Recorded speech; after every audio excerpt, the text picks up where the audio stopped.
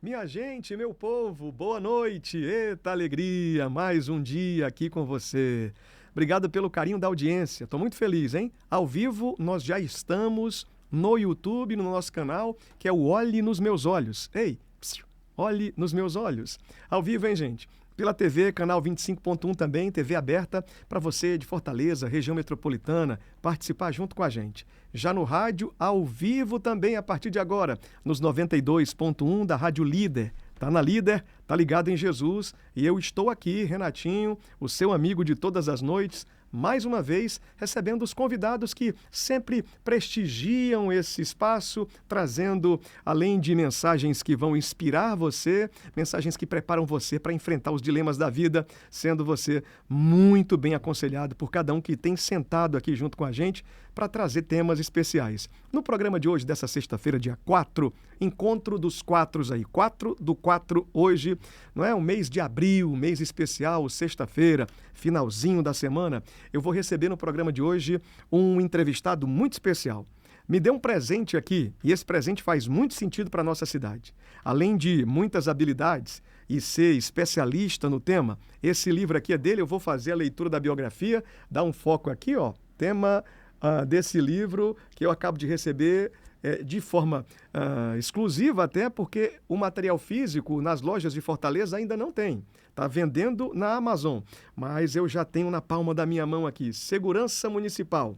O que a Prefeitura pode fazer para melhorar a segurança na sua cidade? É do Plauto de Lima, Coronel da Reserva. Eu vou ler a biografia para você ter noção da especialidade, da capacidade desse nobre amigo. Ele é Coronel da Reserva da Polícia Militar do Estado do Ceará, bacharel em Segurança Pública, especialista em Prevenção de Dependência Química pela Unifor. Ele é mestre em Planejamento de Políticas Públicas pela UES. Plauto de Lima liderou o programa de governo no tema Segurança, na gestão do prefeito Roberto Cláudio. Ele foi aquele que criou a Secretaria Municipal de Segurança Cidadã, que existe até hoje. Foi diretor também de presídios aqui no estado do Ceará, foi diretor da Guarda Municipal de Fortaleza, participou de grupos de estudo na América Latina, onde o tema segurança cidadã sempre foi muito marcante e tem feito visitas viajando aos países dos mais diversos, mas tem se dedicado muito aqui estudando o tema na região das cidades da Colômbia, como Medellín e Bogotá. Tá aqui, estou recebendo ele com salva de palmas. Eu queria que a minha produção recebesse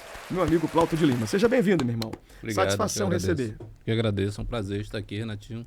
Vamos conversar. Vamos sim. Tem muita coisa aí, né? Tem muita coisa e eu acredito que o programa de hoje vai ser especial. O tema do livro, ele é contemporâneo, ele é para esse tempo. E digo que é para todas as capitais do Brasil. Segurança municipal. O que a prefeitura pode fazer para melhorar a segurança na nossa cidade. Mas antes, eu queria trazer uma história de vivência, porque esse nobre amigo que aqui está, Plauto de Lima, é um fenômeno em estudo, capacitado, habilitado. Foi o mais jovem concursado da área de segurança pública do Brasil. Na sua época, né? Com 17 anos e 6 meses. O que o regimento, o que a regra pedia, ele foi lá e cumpriu. Como é que é essa história aí do jovem senhor Plauto, mas antes teve uma infância, essa infância tem pai e tem mãe envolvido, tem dedicação de estudo, até a chegada na aprovação do concurso da polícia. Fica à vontade para contar tudo, sem esconder nada, olhando aqui nos meus olhos. Renatinho, eu sempre quis ser policial. Já é de família, meu bisavô foi tenente da polícia, meu pai foi oficial da polícia, e era meu desejo entrar na polícia. Até que chegou a minha vez em 89, o concurso foi em 88, eu nasci em 71, eu gosto sempre de destacar isso, porque eu nasci no dia 20 de agosto de 71. Sim. O concurso, quando foi feito em 1988, eu não tinha idade. A idade mínima que eles exigiam era 17 anos e 6 meses. Mas para o ingresso, não para você fazer a prova. E eu fiz, foi um concurso muito difícil, eu me orgulho muito da minha turma, porque na época alguns concursos da polícia eram tidos como concursos que tinham levantavam algumas dúvidas, né, com relação a alguns concursos de ingresso de oficiais. E o nosso concurso teve um diretor de ensino, o Coronel Paes, que para a gente ficou uma referência, esse coronel, hoje presidente da Associação dos Oficiais da Reserva, que ele pegou as provas, botou debaixo do braço e disse, só passa aqui quem realmente for capacitado. Oh. E foram 1.500 candidatos, Renatinho, para 40 vagas.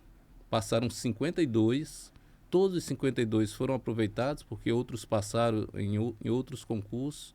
E no dia 20 de fevereiro de 1989, exatamente, você que está assistindo, você pode fazer essa matemáticazinha aí, 17 anos e 6 meses, eu ingressei na academia, na saudosa Edgar Facó, que infelizmente foi destruída em um governo, né, e criaram outra academia. Para mim foi algo que foi um marco negativo na segurança pública do estado do Ceará, quando demoliram aquela academia, e nunca mais foi a mesma coisa a Polícia Militar, porque ali afetou a formação dos oficiais, dos futuros líderes da instituição. Quando essa aprovação vem, ela traz o que no seu entendimento com a família? O pai estava vivo nesse tempo? Meu pai ficou muito feliz.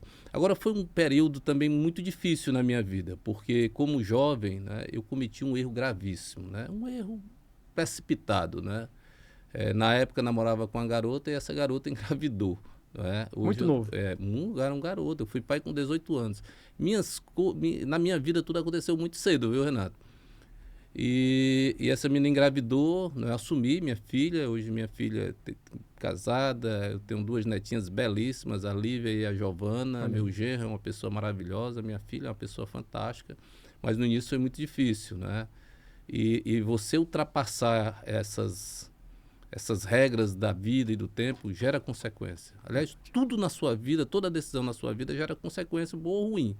Para mim, gerou uma consequência dificílima. Foram 3 anos muito difíceis na academia, porque eu tinha essa vida dupla, não podia casar enquanto aluno, e na época eu assumi esse compromisso. Eu ainda sou muito da palavra, né, de honrar a palavra. Eu disse, olha, eu vou casar com sua filha. Segure a onda, espere aí. E foi muito difícil no início, né? E realmente casei assim que eu saí oficial, em 91. E lógico que era um casamento que infelizmente não tinha como dar certo, né? Mas assim, honrei financeiramente, a pensão alimentícia, e sempre acompanhei minha filha. Minha filha passou muito tempo mais com a família do meu pai, foi criado mais pelos meus pais. E um tempo depois que eu me casei, já em 1999, eu vou errar, não, 99 mesmo, 26 anos de casado. Vou fazer 26 anos de casado. Ruim de data, 26 anos de casado, que minha esposa me perdoe. Mas quando eu vejo um entrevistado aqui lembrando de datas, rapaz, eu fico dizendo assim, meu Deus do céu, que no dia que eu seja entrevistado, ou que eu for entrevistado, que eu não tenha que estar dando aqui datas, porque minha cabeça... Mas, Renatinho, eu vivi assim, e aí que fique para os jovens, né? Eu fiz as coisas apressadas e vivi uma outra experiência no meu casamento. Quando eu conheci minha esposa, em 98, foi no período da minha conversão. Eu aceitei a Cristo no dia 1º de fevereiro de 98. Ali foi meu segundo nascimento. Muito bom. E a partir daí, tudo mudou, né? Mas tinha algumas coisas que eram difíceis, né? Eu era um jovem de 27 anos na época, e eu tinha uma vida sexual muito ativa. E quando eu me converti, eu aprendi isso, olha, meu filho, sexo é só no casamento. Cara, foi um período de grande crescimento, assim como ser humano, né, espiritualmente, né? E no nosso relacionamento isso foi muito importante, porque nós nos mantivemos ali aquele período, né, de namoro, de noivado. Em obediência à palavra. Em obediência à palavra, e assim foi, só Cristo para segurar mesmo. E quando nós nos casamos, né, eu consegui viver essa experiência, a diferença desse mesmo fruto, você provando ele antes do tempo, que foi o caso. Sim. E quando, fazendo até uma analogia com a fruta, uma manga, que é uma fruta que eu gosto muito, você comer ela, aquela fruta, ela fora da época, né, ela verde, ela é amarga, né? Ela é muito amarga. É a mesma fruta. E se você saborear aquele fruto no tempo certo, é diferente, né? Faz bem ao corpo.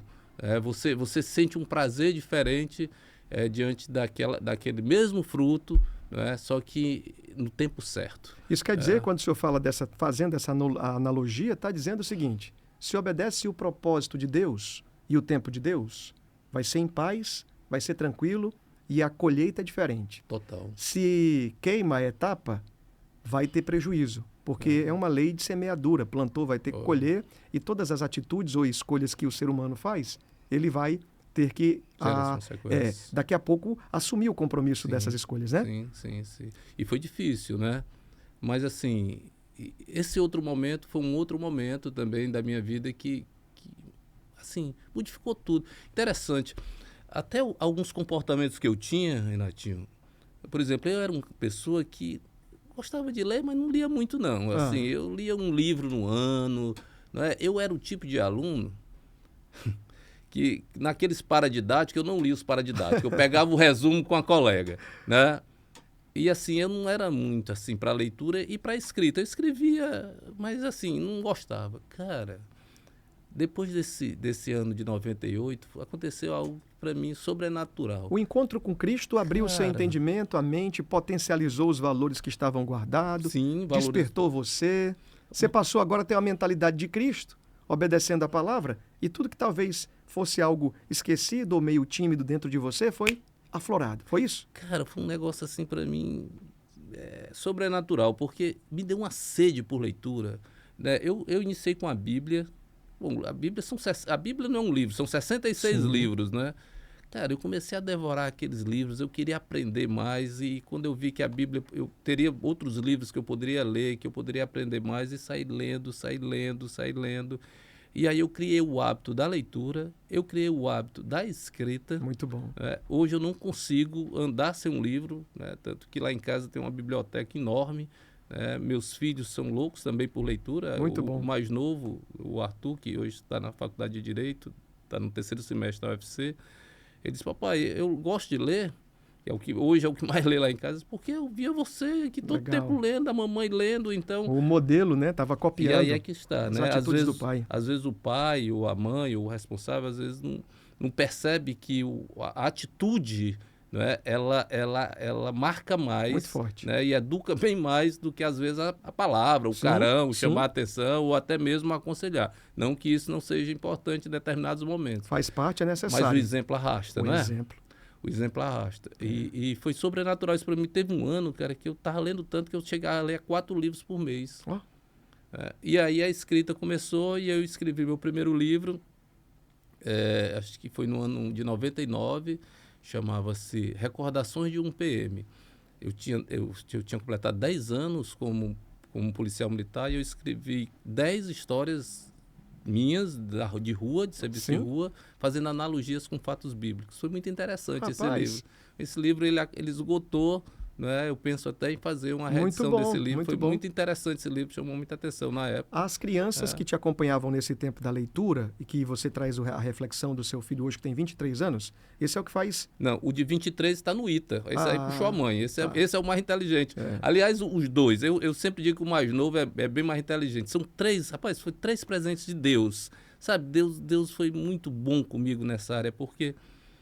Rapaz, meus filhos, às vezes eu olho assim, cara, eu não mereço 3 pérolas. Minha filha é uma menina maravilhosa, né? Uma mulher, uma super mãe, uma grande profissional, formada também em Direito, né? O esposo dela é um filho para mim também, um cara lutador, sabe? Um cara que é um paizão, um maridão. Às vezes eu puxo até a orelha dele, que ele é muito bom para ela e que às vezes não é bom, bom no sentido de querer dar tudo. E minha filha é muito agradável, alegre, inteligente. O do meio, né, gosta mais de matemática, física, e o sonho dele era ir para o ITA, e realmente ele realizou esse sonho. Passou 2 vezes no IME, não quis o IME, só queria o ITA. Gente, os filhos do homem aqui é uma potência. Hoje está no 4º ano do ITA, né, e o mais jovem queria Direito, era mais de humanas, gosta muito de leitura, um menino de Deus, aliás, graças a Deus... Foi outro presente de Deus. A minha filha e meus netas e meu genro são da Comunidade das Nações. O Levi, que está no ITA, quando foi para São José dos Campos, né? Lá ele ficou congregando na Metodista. Oh, que legal. Conheceu uma família, uma namorada, primeira namorada dele, que acho que vai ser a esposa dele. Toca hoje no coral da igreja. Muito bom, está envolvido. No louvor, está muito envolvido. E o mais novo na Batista Filadélfia, também muito envolvido, gosta muito de estudo. e eu e minha esposa na Igreja Batista Central. Nós somos de congregações diferentes, mas Unidade em estamos Cristo. na mesma raiz, É verdade. na mesma raiz que a Cristo. Então, para mim, o meu grande presente foram os meus 3 Quando você filhos. Minha fala esposa foi aqui- maravilhosa, é maravilhosa, mas assim, meus filhos foi um grande presente que Deus me deu. Eu vi você emocionado quando você É, começou a falar da rapaz. família, dos filhos aí. Faz muito sentido, né? E essa mudança de mentalidade, quando Cristo entrou na sua história, entrou para mudar tudo. Mudou. Porque é uma vida de um homem de segurança pública, todo dia, no trabalho, no meio da rua, operacional. Se não tiver Deus, não tiver o Cristo, é difícil, né? A peleja é muito grande, a batalha da segurança é muito forte lá do outro lado. Então você rende graças a Deus, dizendo muito obrigado, a palavra de gratidão não sai da sua boca, Total. porque Deus mudou a sua história aí, te fazendo firme nele e te despertando outras habilidades. São 5 livros escritos por você, né? 5 livros escritos. E, cara, e esse ano eu tive assim uma alegria diferente, né? Além desse livro que está aí contigo, que a gente vai já conversar um pouco sobre ele, eu recebi um convite para escrever artigos para o Pão Diário. Legal. Que é aquele livrozinho, conheço, né? Renomadíssimo no Brasil, Viagem às Américas. Pronto, esse que também lida com a questão de drogas, é do Paraná, é uma igreja que está à frente lá. Eu escrevi 7 artigos. Eles pediram para eu escrever sobre a influência woke, da cultura woke, não é? Na juventude. Sim. E foi consegue falar um pouquinho sobre o tema aqui? Sim, eu escrevi... O que você pensa que escreveu ali, ou melhor, quer desfragmentar na cabeça das pessoas que estão acompanhando agora? Eu escrevi um tema que é muito polêmico, inclusive foi um artigo que publicou no jornal O Povo, que era O que é um Homem. Sim. Né? Porque, como é que nasceu esse artigo? E eu estava lendo muito sobre isso. Douglas Murrow, que é um autor americano que fala um pouco sobre isso. E eu estava lendo alguns livros sobre isso. Tem um livro chamado Loucura das Massas, que ele escreveu, que ele fala um pouco sobre o movimento trans, sobre a questão da homossexualidade, das mulheres. E aquilo me chamou muita atenção. Eu escrevi O que é um Homem quando eu estava com o meu filho do meio, o Levi é barbudo, né? E ele perdeu a identidade dele quando vinha de São Paulo para cá, e eu acompanhei ele até uma delegacia. E lá na delegacia ele estava prestando lá as informações, e aí em dado momento, endereço, tal, nome completo, nome do pai, manda aí o policial parou e disse assim: qual o seu gênero? Aí eu disse: como assim? Aí eu estava de longe, eu fiquei assim, ele olhou para mim sem entender. Se não, é porque nós somos obrigados a fazer essas perguntas, né? Se você quiser, mas lógico, tá óbvio aí, mas você precisa responder, somos masculinos, né? E aí eu fiquei, cara, o que é um homem hoje, né? E aí eu escrevi sobre isso. Já foi publicado? Né? Publica, esse é do ano que vem, né? Porque é anual, né? Então tem 7 artigos meus, é uma semana.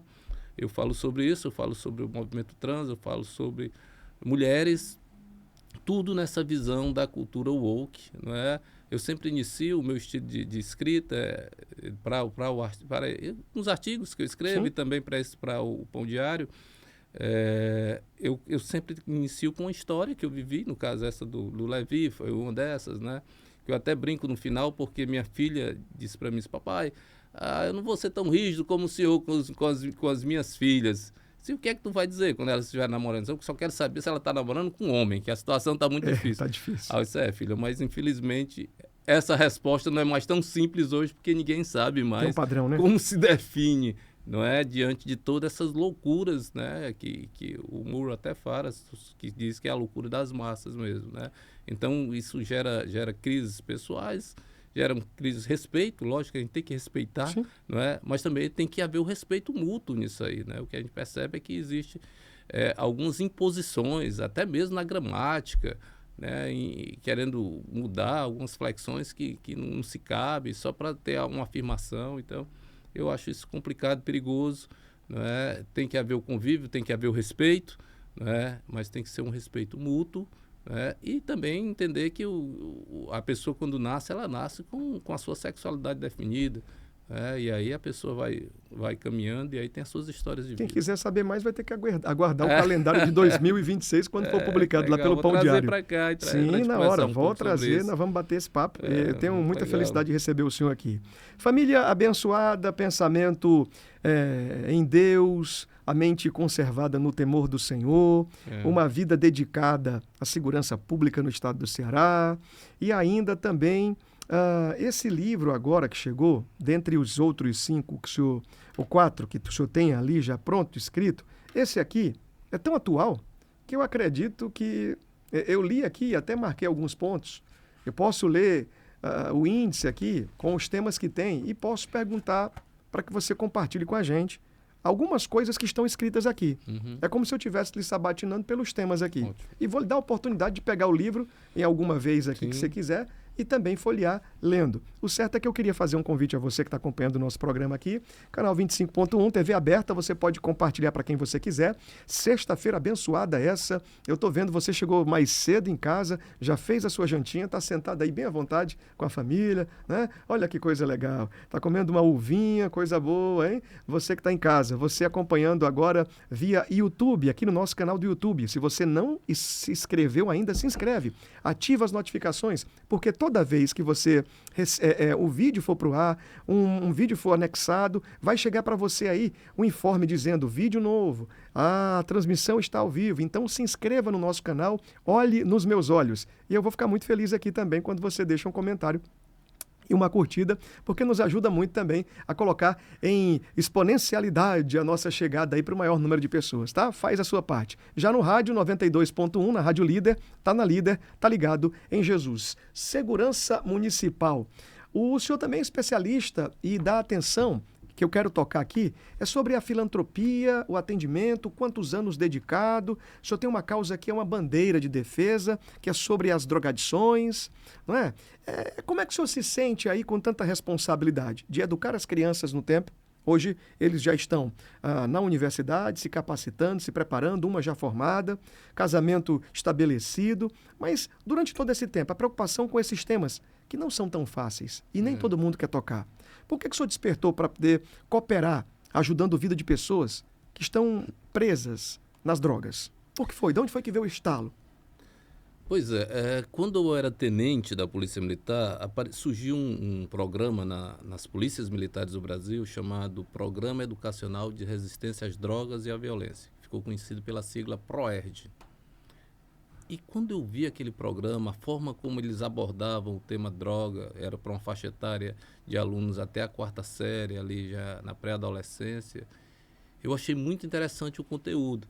Mas quando chegou aqui para a Polícia Militar do Ceará, houve uma resistência muito grande por boa parte dos oficiais da polícia, porque o policial ele ia para a sala de aula, ministrava aula para os alunos das escolas públicas e às vezes as privadas, quando chamavam, mas era mais para as escolas públicas, e cantavam com ele, dançavam no final, né? E já pensou, naquela época, um policial dançando, né? Porque o PROERD tinha uma música, né? E interagia bastante com os alunos. E teve muita resistência, principalmente dos oficiais da polícia na época, e eu tive a honra, né, de me formar, de fazer parte da primeira turma. Na época, quem investiu muito no PROERD aqui foi o tenente, na época, tenente Edálcio, hoje coronel Edálcio, já na reserva. O coronel Ostragésilo, que faleceu, acho que ano passado, era um coronel da reserva também, que também acampou e abraçou o programa. E eu tive o prazer de ministrar a primeira aula do curso do PROERD na escola Lions Jangada, no Pirambu. Essa foi a primeira aula oficial do PROERD aqui no estado do Ceará. Por felicidade, eu ministrei essa aula. E aí, de instrutor, eu fiz um curso com mais 5 policiais militares lá no Espírito Santo para ser mentor. E aí eu conheci um pouco mais sobre o tema de drogadição e eu já estava realmente muito envolvido e gostando muito já sobre o tema, queria aprender mais.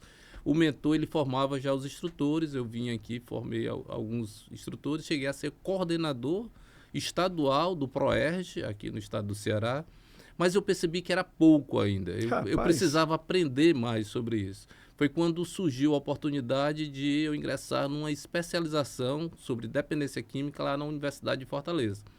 E lá sim eu me aprofundei sobre o tema, foram 8 meses de imersão, um grupo muito bom, pessoas reconhecidas no estado do Ceará e no Brasil, como o Dr. Osmar Diógenes, um grande amigo, que tem uma comunidade terapêutica aqui, o IVV, o Instituto Volta à Vida, a Fátima Barroso, o Nelson Massambani. Foram pessoas que se destacaram na área e eu aprendi muito com eles nessa época também, além do que eu aprendi na sala de aula. E, ao final do curso, eu terminei o curso com a monografia, e dessa monografia eu transformei no meu segundo livro, que eu fiz uma pesquisa com policiais militares usuários de drogas, e daí surgiu um centro de recuperação só para policiais militares. Tinha muita gente que estava usando já naquela época. Eu creio que o problema pode ser até maior hoje, devido até mesmo o crescimento do consumo de drogas aqui no estado do Ceará e no Brasil. E desse livro aí a gente começou a debater um pouco mais sobre o tema também na Polícia Militar, e eu aprendi um pouco mais sobre isso aí, e aí foi além do PROERD, né? Aí saí do PROERD, eu acho que a missão foi cumprida, e aí fui ajudar nessas comunidades terapêuticas em alguns momentos. Hoje, assim, lá no gabinete do senador Eduardo Girão, as comunidades terapêuticas, elas são muito beneficiadas com emendas parlamentares. Mandar um abraço aqui para o senador Eduardo Girão, que com toda certeza vai estar assistindo o nosso programa também, e ainda, breve, vai sentar junto com a gente para bater um papo. É um grande homem, Eduardo Girão. Um abraço, senador. Obrigado por ter liberado o amigo Plauto aqui no dia de hoje. Mesmo. O Eduardo foi o político que mais investiu na prevenção às drogas no estado do Ceará, não tenho nem dúvida disso, com relação às comunidades terapêuticas, hospitais filantrópicos. O mandato dele é muito voltado a essa área social. Comunidades terapêuticas que receberam até usinas fotovoltaicas para manutenção. Então, essa foi a minha experiência. Eu já visitei algumas onde elas estão contempladas lá, funcionando. A energia fotovoltaica ajuda a casa. A iniciativa dele, muito importante. Bacana. E interessante, quando a gente fala em dependência química, a gente fala de compulsão. Ou seja, isso está muito ligado à psicanálise, né? A questão da compulsão é muito ligada à visão freudiana. E a compulsão é o desejo por aquilo que ela está consumindo, e às vezes de uma forma exagerada, e aquilo traz um prejuízo para a pessoa, mas dá um prazer. Sim. Ou seja, a droga é a busca pelo prazer. E algumas pessoas têm compulsão por outras coisas, né? E para resumir, para não alongar muito em algumas compulsões, hoje a gente está vendo o crescimento da compulsão por jogo. Isso, eu ia falar com o senhor agora. E as comunidades terapêuticas, hoje elas têm muita gente internada, Sim. Não por droga, mas pelo vício do jogo, que está acabando com famílias, acabando com as vidas de Eu muita gosto gente. muito de visitar as casas de recuperação, comunidades terapêuticas. Tem alguns amigos, bons amigos. Eu cheguei em uma casa de recuperação um dia desse, e posso mandar um abraço aqui à família Saber Viver, Marquinhos, Sim. Jaiane, são queridos ali. Eu tive ali, lá no Pastor Udro também, lá no Aquiraz não, rapaz, ali é Pacajus, não é? O pessoal muito querido também tive ali, como ando em outras casas. Eu tive em uma casa e ali eu tive a oportunidade de conversar com uma pessoa. Jovem, sabe, corpo atlético. Sim. Chegou perto, pastor, Renatinho, tudo bem? Tudo bem. Eu tenho uma dúvida aqui sobre um tema, e a gente começou a bater um tema, começou a falar. Eu percebi que ele era diferente do tipo de cidadão que chega vindo da dependência. Sim. Ele não estava magro, ele não estava com um semblante de cansado, como se estivesse dormindo fora. Estava com um semblante de bem cuidado, né? Uma roupa diferente. E eu perguntei, amigo, você veio por qual dependência, por qual dor que você chegou aqui? Ele disse para mim, olhou nos meus olhos, você não vai acreditar. Eu disse, eu quero acreditar, o que foi que te trouxe aqui? Eu perdi 300 mil reais nos jogos. Misericórdia. Aí eu disse, amigo, 300 mil foi. Se eu não tivesse vindo aqui, eu tinha perdido tudo. Perdi até o meu casamento também, porque a minha mulher não me quer mais. E eu nunca usei droga nenhuma, ele disse. Mas o jogo é uma droga mais terrível do que todas que eu já pensei um dia. Estou preso, pastor, eu quero libertação. E o papo foi conversando. Quando o senhor me falou agora sobre isso, que faz parte também de política de segurança pública, Total. que deve ter um olhar muito especial dos governantes para que esse tema seja cuidado de forma urgente, não é brincadeira, não.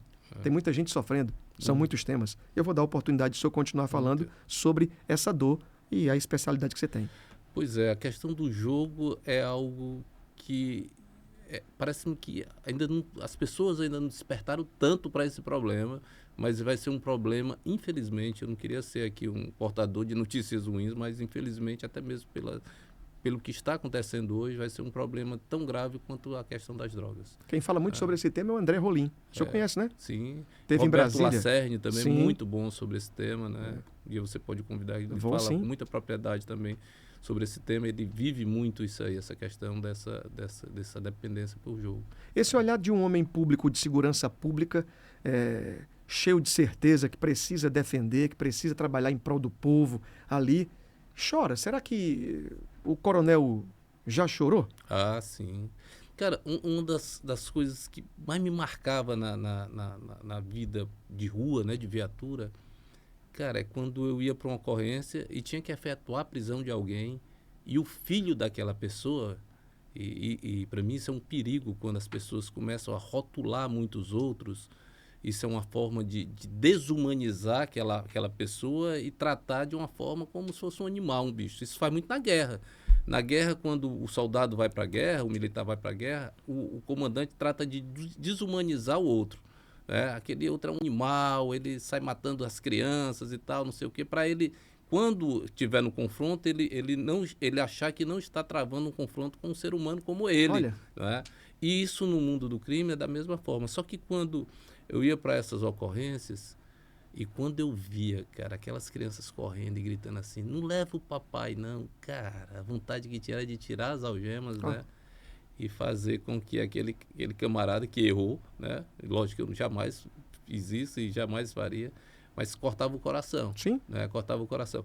No presídio, a experiência no presídio, quando eu fui diretor do IPPO2, também foi muito interessante com relação a essa questão do lado humano, né?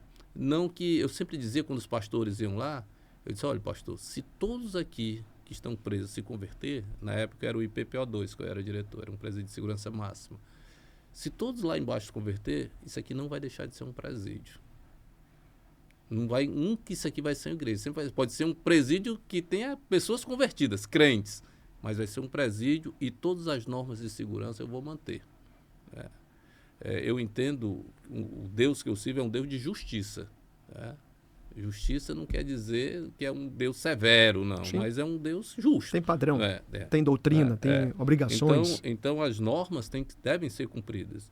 Agora também tem que ser no limite da lei. Perfeito. No momento em que eu, como agente da lei, ultrapasso a lei, eu me igualo ao bandido, ao marginal, aquele que está à margem da lei. E o limite é muito próximo quando você está na rua. A vida do profissional de segurança pública, a decisão dele de efetuar ou não uma prisão, de efetuar ou não um disparo, de ir ou não para uma ocorrência, é uma decisão muito rápida, né, que pode mudar a vida daquela pessoa e do próprio policial. Então é uma profissão dificílima e que convive com todas essas mazelas da população. O policial ele é o profissional que ele consegue entrar na casa da pessoa mais humilde do estado do Ceará e na casa da pessoa mais rica do estado do Ceará. Eu lembro que eu fui para uma ocorrência de um grande empresário que tirou a vida aqui com suicídio e na época o secretário me ligou porque a família só permitia que eu entrasse lá, né? Logo a princípio, né? Lógico que depois entraram outros para levar até o próprio corpo para o IML. Mas assim, a dor, naquele momento de dor, o ser humano se iguala. É por isso que nas grandes catástrofes, por isso que a Bíblia diz que há mais sabedoria na casa onde tem luto Sim. do que na casa onde há festa. Porque na casa onde há luto, você reflete sobre os valores da vida e o sentido da vida. O senhor falou muito forte agora. E nos locais onde há festa, as pessoas não pensam em nada. Celebração, celebração, toda não hora, que seja ruim, curtição, mas por cima, o dito popular, por cima da carne seca, preocupação zero. A Bíblia é muito inteligente, a Bíblia é muito perfeita, Deus é muito fora da escala, ninguém pode mensurar nem dimensionar o tamanho desse Deus e o que ele deu aqui para que a gente tenha como manual da vida. O senhor falou agora que no luto há mais reflexão. Essa situação serve para a vida atual do homem também no dia a dia. Se eu e você tivermos a oportunidade de fazer reflexão constante sobre temas em paz, em um lugar de descanso, em um lugar de observação, porque quando nós estamos distraídos, envolvidos, agitados, ninguém tem tempo para fazer reflexão. Tá tudo certo. Passeio, distração, envolvimento, mas quando chega uma dorzinha, quando tem um aperreio, essa pessoa vem para o zero e no lugar do zero ela começa a fazer uma contagem nova. 1, 2, 3, aonde chegar. Claro que ninguém quer passar por um momento, né, desse, mas é necessário. Hoje pela manhã eu estava fazendo um estudo sobre o livro de 2 Coríntios, né, um livro que às vezes as pessoas não passam assim, e no último capítulo de 2 Coríntios, eu acho que é o 13... Vai dizer. 13, Paulo diz assim, ó, tem um espinho na minha carne aqui, eu pedi já 3 vezes para que o Senhor me livrasse desse espinho na carne. Algumas pessoas dizem que era algum problema de saúde, ninguém sabe muito bem o que era. O fato é que era algo que causava sofrimento a Paulo. Todos Paulo, seres humanos que nem eu e você, temos esse espinho, e só é bom quando é lembrado. Quando nós sentimos e dizemos, eu tenho alguma coisa aqui em mim que está fora do padrão. Paulo estava dizendo isso, né? Renatinho, que me paralisa, que faz com que eu venha refletir. Né? E Paulo foi o maior dos evangelistas, Sim. né? Que foi ali, que propagou o evangelho em locais ele fala difíceis, né? Que todas essas situações era para que ele não viesse a se gloriar, né? Para que ele não viesse a achar que era melhor do que ninguém. Então Deus dava essa medida a ele. Vez e meia é bom que os homens façam isso. E perceba que ele pediu 3 vezes e Deus, Jesus ali disse, não, né? A minha glória te basta, né? Sim, a minha graça te basta. A minha graça te basta. A minha graça te basta, Paulo, né? E se a gente for meditar nisso, para que melhor do que isso? É verdade. A paz, não é? E a vida não é linear, Renatinho. Eu tive baixas na minha vida, eu não, assim, tive momentos de baixa, tive momentos de alta, que todos esses 2 momentos são momentos perigosos, Sim. Tanto no momento de baixa quanto no momento de alta. E a vida é assim, a vida é uma marcação do eletrocardiograma, né? Ela vai subindo, descendo, né? E você precisa desse equilíbrio, né? Sem Cristo é impossível. Muito bom. Eu não consigo encontrar em outro. Muito bom. Eu fico feliz aqui em ter o meu amigo Plauto de Lima, que é especialista na área de segurança, coronel da polícia na reserva, tem um trabalho muito grande estudando causas, estudando temas e vive a vida da segurança pública na missão de promover soluções. Tem 5 livros já escritos, hoje está com a gente aqui, você ouvindo no Rádio 92.1, Rádio Líder. Eu, Renatinho, tenho recebido convidados especiais para que você do outro lado seja muito abençoado também, ouvindo tudo que é colocado aqui. Já na TV, você está nos assistindo, olhando nos nossos olhos aqui, TV da gente, canal 25.1, obrigado pelo carinho da audiência. E você, no YouTube, já deve ter se inscrito. Eu peço que você se inscreva aí, deixe o seu comentário, compartilhe para mais alguém. E vamos conhecer um pouco mais dessa história de hoje, que tem esse homem que tem uma posição segura, firme, forte, defensor do povo, mas também com um coração muito grande e generoso, a ponto de ir para o campo de batalha para levar a solução para mudar a vida de pessoas também. É isso, né, Coronel? É isso. Assim... Ser cristão dentro da igreja é bem fácil. Né? E precisa das pessoas lá. Né? Precisa do Moisés orando para o Josué ir para a guerra. Agora, ir para a guerra é difícil. Né? Porque na guerra você também pode sofrer também alguns embates. O senhor já chegou em algum lugar ou em alguma igreja que o senhor teve oportunidade de ouvir o testemunho de um ex-detento que estava no sistema carcerário, preso, e aí ele contou o testemunho dizendo, eu tive lá no presídio quando o Plauto era a pessoa responsável, mas eu sou um novo homem, uma nova história, minha vida mudou. Eu já tive em vários lugares e ouvi vários testemunhos de pessoas que foram transformadas pelo poder de Deus. Eu queria saber se você já teve essa experiência. Não, de presenciar não, mas saber que pessoas que passaram por lá, graças a Deus, boa parte deles, eles tiveram essa nova oportunidade. Assim... É muito pessoal, assim como a conversão é algo pessoal, a decisão também de você mudar a sua forma de viver é muito pessoal. Eu sei que todos os trabalhos que eram feitos e são feitos nos presídios para ressocializar o homem, são válidos. Mas não vai ter efeito nenhum se aquela pessoa não quiser. É uma decisão pessoal. Eu já vi pessoas lá que tiveram oportunidades, diretores antes de mim, que deram oportunidades para pessoas lá, que elas pegaram pistola e saíram com reféns lá de dentro para fugir do presídio. Pessoas que tiveram grandes oportunidades e outras que, assim, conseguiram sair, né, que hoje estão aí no mercado de trabalho, que hoje estão aí tendo sucesso na sua vida familiar, na sua vida profissional. Né? Muitos deles, né, tiveram conseguiram se reerguer, não é? A questão da Bíblia, de aceitar a Cristo, de viver essa vida diferente, foi muito interessante. E perceba, até entrando um pouco no livro, não é? Lá no IPPO, eu desenvolvi um projeto que era entregar cartões de aniversário para o preso. Qual o significado disso, né? Uma das propostas que tem aí no livro Sim. é sobre certidão de nascimento. A certidão de nascimento é que lhe dá identidade como ser humano. Quando você vai se apresentar em algum local, a pessoa, qual é a sua identidade? Né? A pessoa está lhe vendo, né? Você é um ser humano, né? Mas para a sociedade você só se torna mesmo quando você apresenta aquele documento. Eu estou vendo aqui na página 112, aqui, Registro Civil de Nascimento. Registro de Nascimento, né? E muitas pessoas não têm isso. E eu percebi que lá no presídio, e esse era o objetivo de distribuir esses cartões de aniversário, era para o cara ter, naquele momento, quando ele perceber, dizer assim, cara, hoje eu estou fazendo tantos anos, e alguns nem sabiam, nem lembravam a data do aniversário. E nós fazíamos da seguinte forma, a mulher do preso é uma pessoa, assim, fenomenal, acho que é algo mais próximo de um amor do ser humano com o próximo, é a esposa de um preso que, às vezes, dorme nas filas para ir lá e visitar aquela pessoa, né? E aí eu relacionava os aniversariantes daquele mês, entrava em contato com a pessoa que ia visitar e dizia, olha, você hoje não vai entrar na fila, você vai vir antes aqui. Aí tinha um grupo, sim, principalmente de mulheres, né? Eu sempre procurava a mulher tratar com outra mulher, que dava uma palavra de conforto para ela. Eles faziam um bolo, né? Nesse bolo cantavam os parabéns, né? Cortava um pedaço do bolo, dava para ela, dava o cartão, né? E ela não entrava na fila, passava por todos os procedimentos de segurança, eu não abri a mão nunca disso, né? Mas não entrava nas filas, ia lá e entregava o cartão de aniversário para o interno. Aí eu vivi uma experiência muito interessante. Lá no IPPO tem uma cozinha industrial e muitos presos trabalham na cozinha. E eu descendo lá e entrei nessa cozinha um certo dia. E eu descia com muito medo, e eu acho que o medo é um mecanismo de defesa.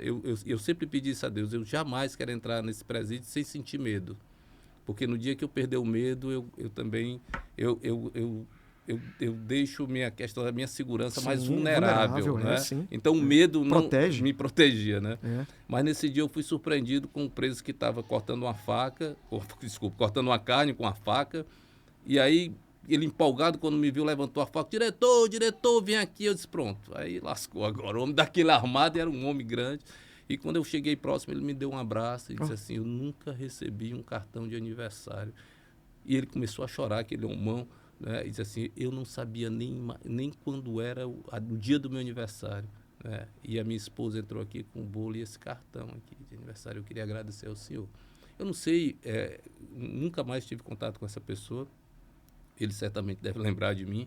Eu não sei o que aconteceu na vida dele em seguida, mas com certeza naquele momento foi algo marcante na vida dele. Só essas ações só acontecia porque a mente que governava o senhor era a mente de Cristo. Ah, com certeza. Porque então não dá.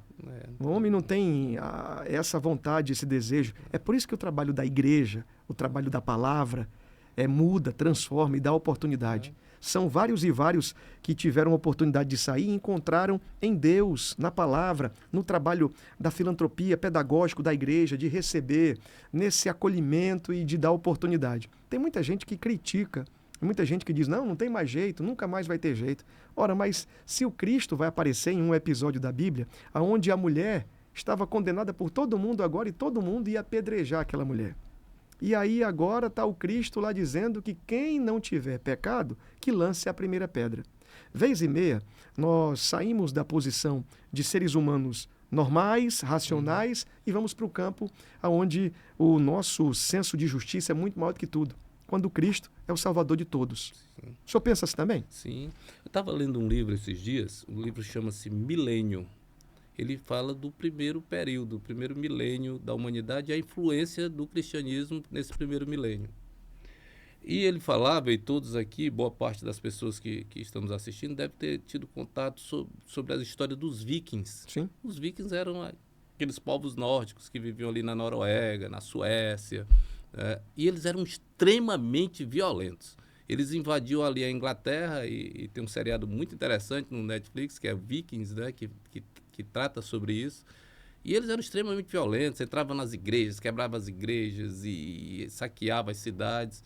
E os ingleses tinham muito medo, não conseguiam conter devido à violência dele. Eles tinham um deus, que era o Odin, né, e vários outros deuses, né? Até que um desses vikings, depois de alguns anos, ele se tornou rei Harold. E ele se converteu ao cristianismo. E a partir daí, né, ele saiu passando os princípios cristãos para os demais. Se hoje, 2025, você pesquisar os países mais tranquilos do mundo, você vai ver que é justamente esses países dos vikings. Aqueles homens bárbaros, hoje se tornaram esses noruegueses, esses suecos, né? Esse povo que é o povo mais tranquilo da face da terra. Então, já naquela época, já mostrava que o cristianismo ele muda. Ele muda as pessoas. Se mudou naquela época, imagine hoje. A gente fazendo até um paralelo com os presídios e com qualquer pessoa que esteja vivendo no mundo hoje de droga, de violência. Existe essa possibilidade. E já foi provado no passado e hoje tem com certeza várias histórias de pessoas que conseguiram se levantar.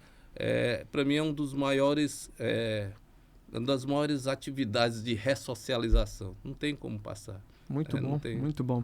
O livro tem, acho que muitas histórias aqui também, além de apontar vários temas. São 40 propostas que o senhor traz aqui para facilitar a segurança municipal, que serve para todos os municípios do Brasil. Sim. O senhor me falando aí um monte, agora eu fiquei pensando o seguinte aqui comigo. Nossa audiência assistindo, ouvindo, vendo, e talvez tenha alguém dizendo assim, por que tem sido tão difícil, hein? As coisas ficarem ajustadas? Porque se tem tanto amor de Deus, se tem tanta graça, misericórdia, o senhor acredita que está faltando homens posicionados com o coração para fazer, de fato, esse trabalho, de levar essa missão, de remir a terra, de dar oportunidade? O senhor pensa como? Na questão da segurança pública, né, eu creio que falta atitudes de homens que estão à frente do nosso Estado, do nosso país, que tomem atitudes que fujam um pouco das ideologias, que fujam um pouco desse romantismo, que caiam realmente na realidade do que o Brasil está vivendo. Nosso problema não é ladrão de celular, como algumas pessoas estão falando e propagando aí. Parece que ladrão de celular é o maior problema do Brasil hoje. Acho que eles querem lembrar aquele ladrão de galinha de antigamente, mas não é, né? Nós tivemos uma morte agora no Instituto José Frota, o cara entrou lá e atirou no outro. Esses dias, uma outra pessoa foi a um velório de um inimigo e eles atearam fogo no corpo, coisas bárbaras que nós estamos vendo. E o que está acontecendo hoje aqui, aconteceu já em outros locais de outros países e até em outros estados da federação. Mas existe um país na América Central, que eu cheguei muito próximo desse país. Eu fui até a Guatemala, na Nicarágua, e não fui a esse país ainda, que é El Salvador. Sim. El Salvador, ele foi considerado em 2015 o país mais violento do mundo. Mede-se o índice de violência pelo índice de homicídio, né? Porque é um índice mais próximo da realidade. E a ONU, ela tolera até 10 homicídios por 100 mil habitantes. Até aí é tolerável. A partir disso aí, ela já acha que é uma violência absurda, é uma epidemia de violência. E nesse país chegou a marca de 113 homicídios por 100 mil habitantes. Meu Deus. Se tornou o país mais violento do mundo. Até que um cristão, não por ser cristão, mas eu creio que por ser cristão deve ter influenciado muito, né, algumas decisões, ele assumiu a presidência daquele país, El Salvador, e ele resolveu agir de uma forma diferente. É o presidente Bukele, né? Bukele. Né? Ele é criticado, sempre criticado, todos que tomam a decisão é criticado, não tem por onde, né? Não pode ser qualquer pessoa, né? Ela vai sofrer, quem toma a decisão é criticado, né? E porque você assume uma posição, e ele assumiu uma posição contra o crime, né? Lá, o que a gente chama de facção aqui, lá eles chamam de maras ou pandijas. Eu cheguei a conhecer isso lá de perto, né, a ação deles. Eles são bastante violentos. Hoje, naquela época, para mim, era algo assim, inimaginável acontecer, quando eu conheci em 2008. Né? Não existia nada disso aqui. Hoje, o que eu vi lá em 2008 é o que eu vejo hoje aqui, infelizmente, em Fortaleza, em todo o estado do Ceará. E o Bukele, ele tomou uma atitude dura, não é? De realmente buscar essas pessoas e prender essas pessoas. A grande ação dele em direitos humanos, que eu acho que é uma grande ação que deve ser feita aqui, foi construir presídios. Tá? Ou seja, ele construiu presídios e levou essas pessoas para os presídios. Tinham cometido crimes, homicídios, roubos. A grande maioria era homicídio, né? Por essa quantidade de mortes. E lá ele recolheu essas pessoas. As pessoas dizem assim, mas prisão não resolve. Resolve. Prisão resolve sim. Porque no momento em que você retira aquela pessoa, aliás, é uma das ações mais eficazes de combate ao crime. Imediato, uma ação imediata, sem romantismo. Né? Essa pessoa, no momento que cometia um crime em determinado local, se ela é retirada daquele local e recolhida à unidade prisional, ela não vai mais cometer crime naquele local. Então, no mínimo, já tem um resultado aí imediato. Né?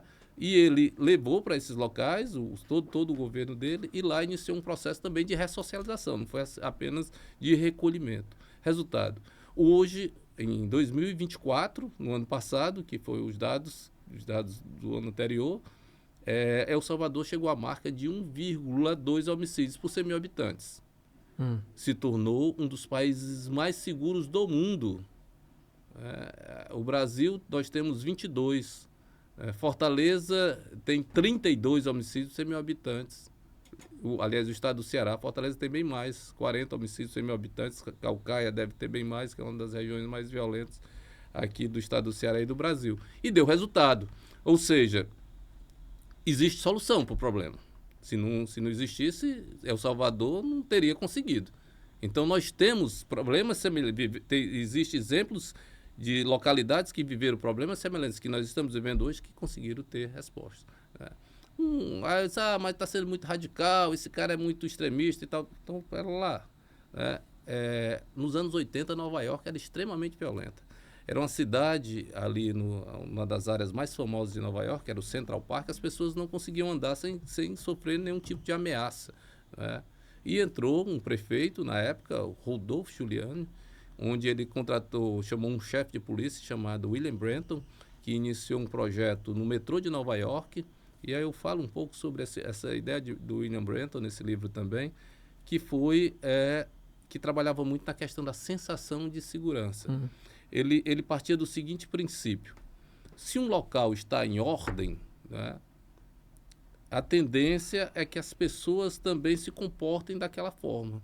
Se um local está em desordem, é provável que aquele local se torne um caos. Vou trazer um exemplo aqui para que você que está assistindo, possa entender. Digamos que você está com algo na sua mão que você quer jogar no lixo, não é? Se você estiver andando em um local que você percebe que existe sujeira nas ruas... Você solta em qualquer lugar. Você solta em qualquer lugar. Mas se essa mesma pessoa estiver num shopping center, que é um local em ordem, todo tempo limpo, né? Essa pessoa caminha com isso até um cesto de lixo e joga. Ela fica constrangida. Ou seja, a ordem chama a ordem, a desordem chama a ordem. Então ele iniciou um projeto chamado Tolerância Zero lá, o princípio era o seguinte: a pessoa que pula uma catraca aqui do metrô, ou seja, que quer entrar aqui sem pagar, provavelmente ela responde um outro tipo de delito. E aí eles começaram a prender essas pessoas. E quando puxava a ficha da pessoa, ela tinha cometido um furto. Ela tinha cometido algum outro tipo de crime. E aí ele fez essa experiência lá no metrô de Nova York, que deu bons resultados, e os índices de violência no metrô de Nova York diminuiu, e ele fez uma pesquisa. E ele perguntou às pessoas que frequentavam o metrô se elas se sentiam mais seguras após essas medidas. E, para surpresa dele, as pessoas diziam que não se sentiam... Isso é porque está acabando? Não, né? As pessoas diziam assim: não estou me sentindo mais segura. Né? Mas como? Os índices baixaram e você não se sente segura? Eu disse: não me sinto segura. E aí entra um outro princípio que eu falo nesse livro, que é a sensação de segurança. Às vezes um local é até seguro, mas você não se sente seguro. E ele percebeu que o metrô de Nova York era todo pichado, não é? Era sujo. Não é? E aí ele resolveu, da mesma forma da tolerância zero para o caso do crime, a tolerância zero também na organização do metrô. Limpeza, não é? Os vagões todos limpos, os locais onde as estações... E aí os índices eram os mesmos. Aí ele fez de novo a pesquisa. Após essa limpeza. Você se sente seguro no metrô de Nova York? A pergunta era essa. As pessoas: me sentem seguro. Uma mudança. Observe, os índices eram os mesmos, as pessoas não se sentiam seguras. Depois que ele trouxe a ordem, né, aquilo ali levou à segurança. Ou seja, para combater a questão da violência, não é uma única ação que vai resolver. É um conjunto de ações.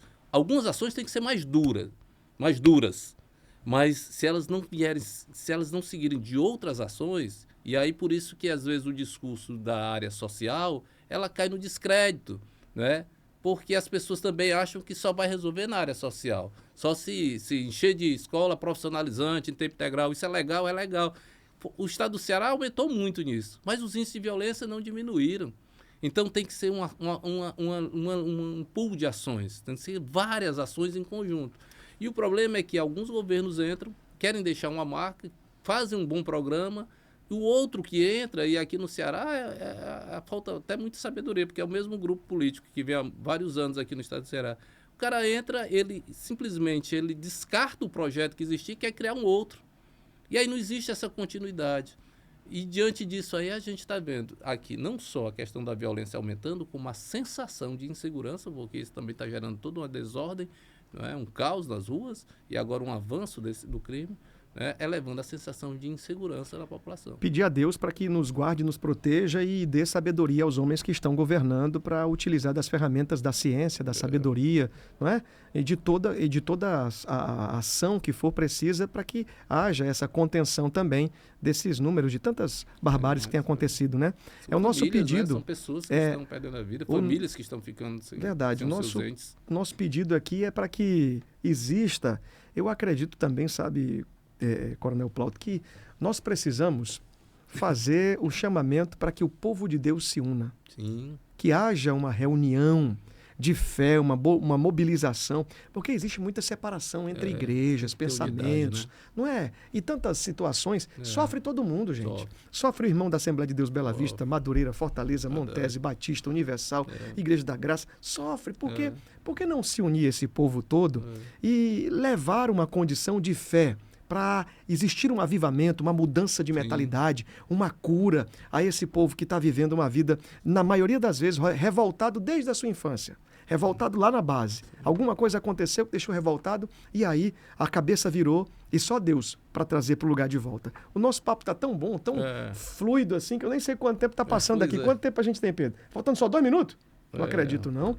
Tem que encerrar o programa com esse livro todo na mão. Vou trazer o Coronel mais uma vez daqui a pouco para falar. Ó. Eu vou aqui fazer, então, a leitura rapidinho, antes de finalizar aqui. Ó. São mais de 40 temas que fala sobre o papel institucional da Guarda Municipal, a melhoria dos contextos urbanos, a poda das árvores. Faz sentido também para a segurança? Completo. Praças, limpeza urbana, iluminação pública, vias públicas, calçadas, câmeras de segurança, isso também é importante, né? Ó, uso de drones, recursos para segurança, carro forte, viaduto, perturbação do sossego alheio, também faz muito sentido aqui. Abrigo de ônibus, táxi aplicativo, o povo tem sofrido, né? Motorista de aplicativo, de táxi. Fiscalizar bares, álcool e violência, a gente deu aqui a comunicação de emergência, mobilização policial, idosos na prevenção de crimes, cidadania na escola, prática, e vai aqui, ó, o tema bullying, sensação de segurança, o senhor acabou de falar aqui agora, rua viva, cores na fachada das casas, cultura. Meu amigo, eu vou te dizer, nome das ruas. Sim. Deixa eu abrir aqui, né, para me pegar aqui, ó, nome das ruas, na página 108. Estou lendo aqui o livro do meu amigo Plauto de Lima, 108. O que é que diz aqui? Nomes de rua. O que é que tem a ver nome de rua com segurança? Com segurança, Espera né? ainda, vamos ver aqui, ó. Deixa eu ver, 108. Atenção, o tempo está passando, mas antes de findar, eu quero, para fechar com esse tema aqui. 108, eu estou com dificuldade de achar a página 108 aqui. Já encontrei. Aí. Nomes de rua. Ó, a denominação de logradouros, espaços públicos como ruas, avenidas, praças, passeios públicos, é uma das atribuições dos vereadores. O nome desses logradouros é uma forma de identificação que é usada pelos poderes públicos para empresas e pessoas em geral. Sem os nomes, seria muito complicado uma pessoa situar-se em uma cidade ou mesmo tentar se locomover. Para entender isso, basta chegarmos a uma cidade que não seja a que moramos ou que conhecemos. Geralmente, os critérios usados para definir nomes de ruas em uma cidade é uma indicação dos nomes de pessoas que foram importantes. Tá, mas aqui embaixo eu vejo, ó, numa rápida pesquisa, elencamos esses diversos nomes de logradouros em vários locais do Brasil, com maior destaque a minha cidade. Você fala do livro aqui, Plauto de Lima é o escritor, fala do nome de rua, Rua da Encrenca. Rua da Encrenca. Já pensou? Você mora onde? Eu moro na Rua da Encrenca. Eu O que remete isso aí? A confusão, não é? Faz sentido. Percebe isso aí? Pô, você já mora na Rua da Encrenca, tu quer que não tenha confusão na minha rua? Eu quero morar na Rua da Paz, na Rua do Bem, na Rua do Amor. Rua da Morte, que às vezes tem muitas vezes em frente a cemitério. Quer dizer, isso Rua aí... Grito de Alerta, é aqui em Fortaleza? Aqui em Fortaleza. Olha aí, rapaz. Rua Apocalipse. Apocalipse. É o fim do mundo, né? Então, o que mais aqui? Rua Comunidade Pau Fininho. É aqui também em Fortaleza, né? Buraco da Gia.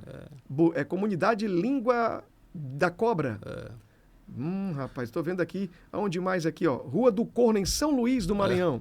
É a pessoa? Deboche, confusão, né? que vai dar isso aí. Rua do Cascão, Rua Sensitiva, Rua Boa Morte, em Limeira, São Paulo. Pois é, terrível, né? Tinha algum pensamento para a gente fechar aqui, mudar nome de rua? Como é que devia ser o critério? O que é que o senhor pensa? Pois é, o nome de rua, a princípio, deveria ser realmente para homenagear alguém importante daquele local, né? Pode ser da cidade ou até mesmo daquele local, ou nomes que remetem a algo positivo, né?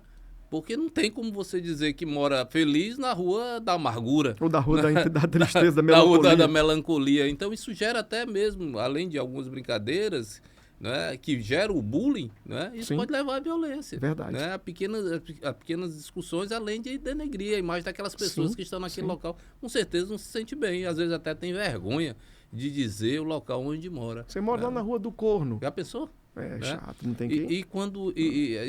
Isso dá problema com adultos. Imagina com jovens, com adolescentes e crianças, não é? Verdade. Como é que ela vai desenvolver, não é? Será que isso vai deixar um trauma? Isso vai fazer com que ela se torne uma pessoa violenta no futuro? Então, são pequenos detalhes que podem gerar algumas consequências aí. O nosso tempo de 1 hora já foi. Tá aqui, ó. Esse livro aqui, Disse Tudo. É do Plauto de Lima, meu amigo. Eu vou ter a oportunidade de trazer ele para discutir mais. Gostei muito do papo. Obrigado pela participação, pelo tempo disponível. Dizer que o coração do Senhor, assim, generoso, mantenha-se firme em Deus, em nome de Jesus, e que a sabedoria e a graça te acompanhem sempre. Que você tenha muitos anos de vida para celebrar boas memórias em nome de Jesus. Tá bom, meu amigo? Fica à vontade, você pode dar um abraço aqui à nossa audiência. Eu agradeço, né? Estou à disposição. Espero que tenha contribuído, que você possa refletir um pouco sobre isso. Não existe perfeição em ninguém, né? Todos nós temos nossos problemas e nossos defeitos, mas nós temos que nos abraçar naquele que veio aqui para mostrar que era superior até à morte, né? E nós estamos entrando agora num momento de reflexão, que é a Semana Santa, e esse é um momento crucial para o cristianismo, ou seja, nós cremos em alguém que morreu, mas ressuscitou, e nós estamos aguardando ele voltar. Ele vai vir, viu, gente? Ele está próximo de voltar. Muito bom. Rapaz, eu vou só agradecer a sua audiência aí. Boa noite, bom descanso. TV 25.1, a gente se encontra segunda-feira, se Deus deixar, se Ele permitir, se for de sua vontade, se Deus quiser. No YouTube, o programa vai ficar para você assistir aí, no Olhe nos Meus Olhos, a hora que você quiser.